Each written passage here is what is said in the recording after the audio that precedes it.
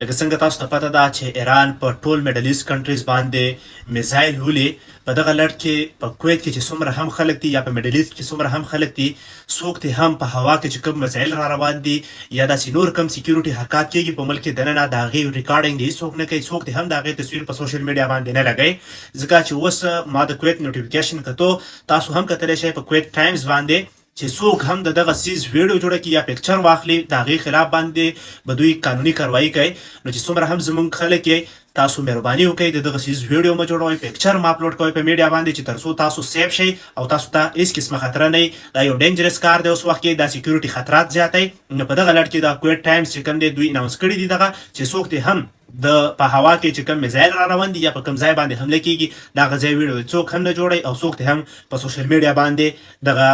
چې کوم پکچر دی یا ویډیو دي دا څوک په سوشل میډیا باندې نه ورکوي نو تاسو هم د دغه سیز نه ګریز وکړئ